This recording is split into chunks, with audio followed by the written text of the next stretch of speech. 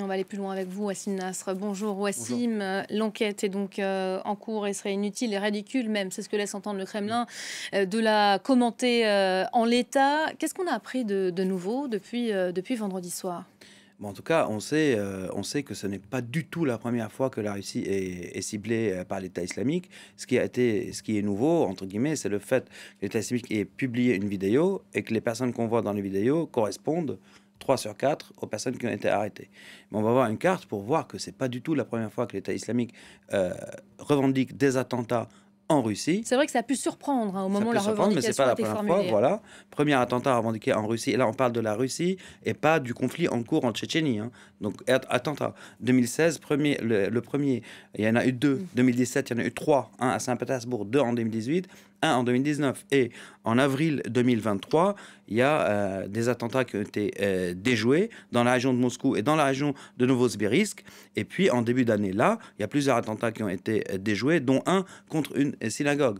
Donc, la menace de l'État islamique contre la Russie, elle est ancienne. Et d'ailleurs aussi parce que l'État islamique a beaucoup recruté, que ce soit en Russie ou dans les anciennes républiques soviétiques. Donc, moi-même, j'avais travaillé sur les départs depuis l'Asie centrale vers la Syrie dès 2013. Il y a un article, peut-être qu'on peut le voir. Et c'était les prémices du djihad familial. C'était la première fois qu'on voyait des familles entières, voilà l'article, quitter, donc 70 personnes d'une même famille, par exemple, quitter, là, en l'occurrence, c'était le Kazakhstan, quitter le Kazakhstan vers la Syrie pour rejoindre l'État islamique. Il faut se rappeler aussi que, par exemple, l'État islamique a recruté le chef des forces spéciales tadjiques, qui était quand même qui était la garde présidentielle en fait. Et les forces spéciales, ils l'ont recruté et il les a rejoints en Syrie. Et là, on parle du Tadjikistan. Alors, ce matin, Vladimir Poutine, par la voix de son porte-parole, Dmitry Peskov, a parlé. Il n'a pas prévu de se rendre sur le site de l'attentat. Il a dit aussi que le Kremlin a continué d'accuser Kiev et qu'il refusait de commenter cette revendication de l'État islamique. Pourquoi ? Je ne sais pas, mais en tout cas, il se contredit lui-même, parce que Vladimir Poutine lui-même, en 2021, avait parlé de la menace de l'État islamique dans les républiques d'Asie centrale.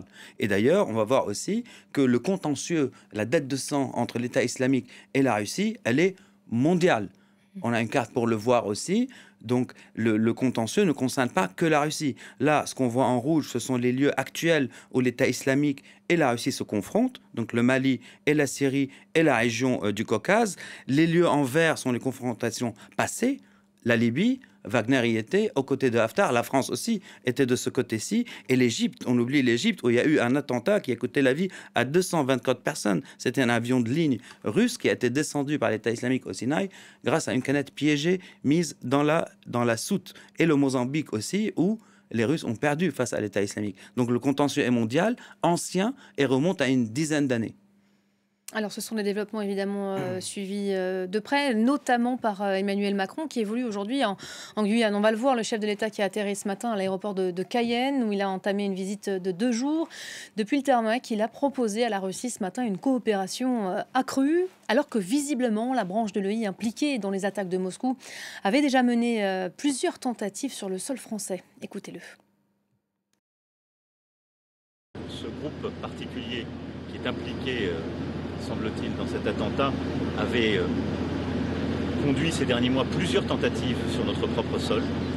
Et donc, compte tenu de ses ramifications et de ses intentions, par mesure de précaution, mais avec des éléments crédibles et solides, de décider de hausser la posture de Vigipirate. Donc c'est une mesure qui est cohérente compte tenu de la revendication de cet attentat et du fait que ce groupe a plusieurs fois tenté de toucher le sol français. Voilà, le chef de l'État qui s'exprimait après le relèvement hier soir du niveau de vigilance du plan Vigipirate. Le voilà porté à son niveau maximal, 2 jours après l'attentat de Moscou, et alors que plusieurs établissements ont reçu, vous le savez, ces derniers jours, des menaces. On apprend des ministères que près de 130 collèges et lycées sont visés depuis la semaine dernière par des menaces. Un conseil de sécurité était organisé à ce propos hier soir à l'Élysée. Wassim, il y a ces déclarations et cette proposition faite à la Russie par Emmanuel Macron. Il y a cette réalité sur le sol français avec ce plan Vigipirate qui est relevé à son niveau maximale. Quel est l'état de la menace aujourd'hui? Ben, en fait, déjà, la proposition du président Macron, elle est normale parce qu'il faut se rappeler aussi qu'avant cet attentat, donc à Moscou, les Américains avaient prévenu les Russes et d'ailleurs les Américains avaient même prévenu les Iraniens avant d'un attentat qui se préparait dans la région de Kerman. Donc la coopération au niveau contre-terrorisme, elle fait fi, en tout cas pour les pays occidentaux, des griefs et des conflits en cours actuellement avec la Russie. C'est intéressant parce que cette branche donc en Afghanistan qui s'est implantée dès 2015, combattue par le gouvernement afghan, puis par les talibans, et d'ailleurs c'est pour ça que la communauté internationale a accepté le pouvoir taliban. C'était une des conditions, c'était combattre l'État islamique dans cette région pour qu'il arrête de recruter. Il peut recruter jusqu'en Chine, il peut recruter en Asie centrale. Donc cette filiale est active. Donc cette filiale responsable de l'attentat de Kandahar, il y a quelques jours, des dizaines de morts dans les rangs des talibans.